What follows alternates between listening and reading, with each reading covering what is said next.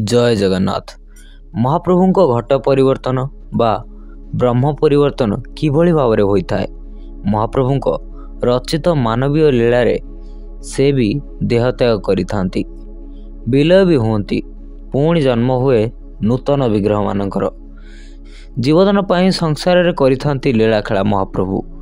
ଏହା ହେଉଛି ଠାକୁରଙ୍କର ନବକଳେବରର ଲୀଳା।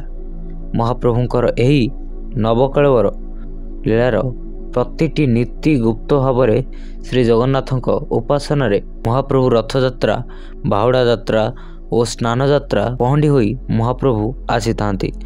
ଶ୍ରୀମସ୍ତକରେ ଶୋଭିତ ଟାହିଆକୁ ଦର୍ଶନ କରି ଭକ୍ତ ସମାଜ ବିମୋହିତ ହୋଇଯାଆନ୍ତି। ଏହି ପହଣ୍ଡି ଯାତ୍ରା ପ୍ରଭୁଙ୍କ ନବକଳେବରର ସମୟରେ ବି ହୋଇଥାଏ, ହେଲେ ତାହା ରହିଯାଏ ଗୁପ୍ତ ଭାବରେ। ନା ମହାପ୍ରଭୁଙ୍କ ଶ୍ରୀମସ୍ତକରେ ଲାଗିଥିବା ଟାହିଆ ନା ଦର୍ଶନ କରିପାରନ୍ତି ଭକ୍ତଗଣ।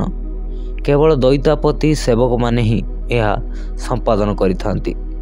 ଏହି ରହସ୍ୟମୟ ନବକଳେବର ପହଣ୍ଡି ସମ୍ପର୍କରେ ଅନେକ ଶାସ୍ତ୍ର ଓ ପୁରାଣରେ ଉଲ୍ଲେଖ ଅଛି।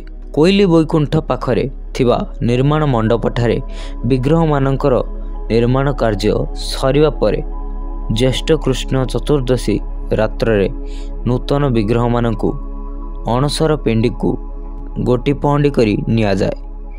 ପହଣ୍ଡିରେ ନିଆଯାଇ ପୁରାତନ ବିଗ୍ରହଙ୍କ ପାଖରେ ସ୍ଥାପନ କରାଯାଏ।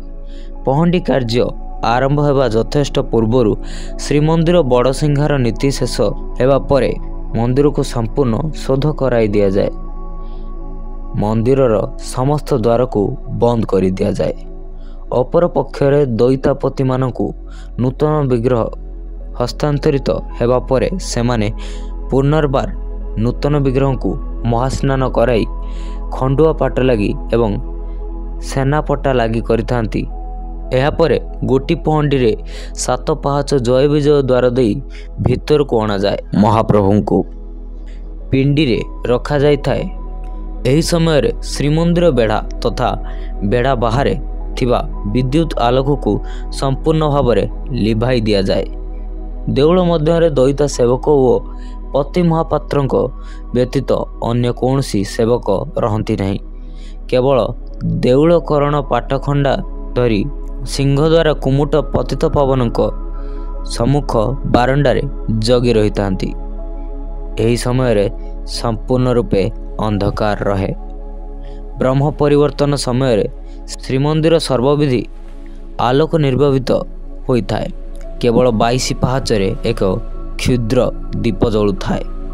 ମନ୍ଦିର ଶୁଦ୍ଧ ହେବା ପରେ ଦଇତାପତିମାନେ କୋଇଲି ବୈକୁଣ୍ଠକୁ ଯାଇ ବଳକା ସମସ୍ତ ଅବ୍ୟବହୃତ ଦାରୁକୁ ସ୍ଥାୟୀ ଦାରୁ ଘରେ ରଖନ୍ତି।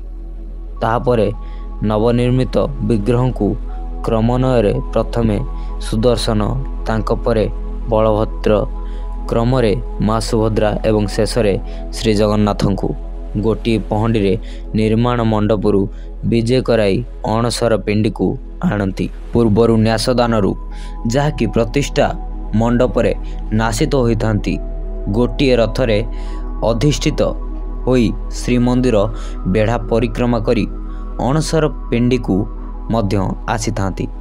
ପୁରାତନ ବିଗ୍ରହମାନଙ୍କ ସପ୍ତାବରଣ ଏବଂ ଲେପ ସଂସ୍କାର ଆଦିକୁ 2 ଦିନ ପୂର୍ବରୁ ଅନାବରଣ କରାଯାଇଥାଏ। ନୂତନ ବିଗ୍ରହଙ୍କୁ ପୁରାତନ ବିଗ୍ରହଙ୍କ ସମ୍ମୁଖରେ ସ୍ଥାପନ କରାଯାଏ। ଯେଉଁ ସେବକ ଏହି ବ୍ରହ୍ମ ପରିବର୍ତ୍ତନ କାର୍ଯ୍ୟ କରିଥାନ୍ତି ତାଙ୍କ ଆଖିରେ ଅନ୍ଧ ପୁଟୁଳି ବାନ୍ଧି ଦିଆଯାଇଥାଏ ଏବଂ ସ୍ପର୍ଶ ଅନୁଭବ ନ କରିବା ପାଇଁ କହୁଣି ପର୍ଯ୍ୟନ୍ତ ତାଙ୍କ ହାତକୁ ପାଟ କନାରେ ବାନ୍ଧି ଦିଆଯାଇଥାଏ। ତାପରେ ବାଡ଼ଗ୍ରାହୀ ଦଇତା ଓ ପତି ମହାପାତ୍ର ପୁରାତନ ବିଗ୍ରହଙ୍କ ନାଭିସ୍ଥଳରୁ ବ୍ରହ୍ମକୁ କାଢ଼ି ରୂପାବଟା ଉପରେ କଞ୍ଚାମୃତ ମହାସ୍ନାନ ଏବଂ ଶୀତଳ ପନ୍ଥୀ ଭୋଗ କରି ନୂତନ ବିଗ୍ରହଙ୍କ ମଧ୍ୟରେ ତାଙ୍କୁ ସ୍ଥାପନ କରନ୍ତି। ଏହାକୁ ବ୍ରହ୍ମବଦଳ ବୋଲି କୁହାଯାଏ। ଏହି କାର୍ଯ୍ୟ ସମ୍ପୂର୍ଣ୍ଣ ଗୋପନ ଓ ରହସ୍ୟବୃତ ଭାବରେ ସମ୍ପନ୍ନ କରାଯାଇଥାଏ। ଏହି ବ୍ରହ୍ମ ବିଗ୍ରହମାନଙ୍କ ବ୍ରହ୍ମସ୍ଥଳୀରେ ସ୍ଥାପନ କରାଯାଏ। ବ୍ରହ୍ମରନ୍ଧ୍ରରେ ବ୍ରହ୍ମକୁ ସ୍ଥାପନ କରିବା ସମୟରେ ପୂର୍ବରୁ ପ୍ରସ୍ତୁତ କସ୍ତୁରୀ, କର୍ପୂର, ଚନ୍ଦନ, ନିର୍ଦ୍ଦିଷ୍ଟ ଶୁକ୍ଳ ପୁଷ୍ପ, ତୁଳସୀ ଇତ୍ୟାଦି ସଂଲଗ୍ନ କରିଥାନ୍ତି। ଏହାପରେ ନ୍ୟାସ ଦାରୁ ଦ୍ୱାରା ବ୍ରହ୍ମରନ୍ଧ୍ରକୁ ସମ୍ପୂର୍ଣ୍ଣ ବନ୍ଦ କରି ଦିଆଯାଇଥାଏ। ତାହାପରେ ବସ୍ତ୍ରମାନ ଗୁଡ଼ାଇ ଦିଆଯାଇଥାଏ। ଏହି ବସ୍ତ୍ରର ନାମ ହେଉଛି ବଜ୍ରଗାଛଣୀ। ବ୍ରହ୍ମ ସ୍ଥାପନ କାର୍ଯ୍ୟ ଶେଷ ହେବା ପରେ ନୂତନ ବିଗ୍ରହଙ୍କୁ ସ୍ପର୍ଶପୂର୍ବକ ପ୍ରଣାମ ଜଣାଇ ସମସ୍ତ ଦଇତାପତିମାନେ ସେମାନଙ୍କ ପ୍ରଥମ ବ୍ରହ୍ମଦର୍ଶନ ଭେଟି ସ୍ୱରୂପ ନିଜ ନିଜର ସାମର୍ଥ୍ୟ ଅନୁଯାୟୀ ନଗଦ ଟଙ୍କା, ସ୍ୱର୍ଣ୍ଣ, ରୌପ୍ୟ, ମୁଦ୍ରା, ଅଳଙ୍କାର ଇତ୍ୟାଦି ବିଗ୍ରହଙ୍କ ସମ୍ମୁଖରେ ପ୍ରଦାନ କରିଥାନ୍ତି। ଏହି ସମୟରେ ବେଢ଼ା ମଧ୍ୟସ୍ଥିତ ମୁଖ୍ୟ ଅବରଳ ଦେବୀମାନେ ମା ବିମଳା, ମା ଭୁବନେଶ୍ୱରୀ, ମା ଲକ୍ଷ୍ମୀ, ଉତ୍ତର ଦ୍ୱାରର ରକ୍ଷିକା ମା ଉତ୍ତରାୟଣୀ ବ୍ରହ୍ମଙ୍କ ପରିବର୍ତ୍ତନକାଳୀନ ବିରହରେ ବ୍ୟସ୍ତ ବିବ୍ରତ ହୋଇ ପଡ଼ିଥାନ୍ତି। ଶୂନ୍ୟ ମନ୍ଦିରରୁ କ୍ରନ୍ଦନର କୋହ ଉଠିଥାଏ। ପୁରାତନ ବିଗ୍ରହଙ୍କ ବିଦ୍ୟା ଅବଳରେ ଶ୍ରୀମନ୍ଦିର ସମସ୍ତ ଦେବାଦେବୀ ଦୁଃଖିତ ହୋଇପଡ଼ିଥାନ୍ତି। ଯଦି ଭିଡ଼ିଓଟି ଭଲ ଲାଗିଥାଏ ଭିଡ଼ିଓକୁ ଲାଇକ୍ କରନ୍ତୁ ଏବଂ ଚ୍ୟାନେଲକୁ ସବସ୍କ୍ରାଇବ୍ କରନ୍ତୁ। ଜୟ ଜଗନ୍ନାଥ।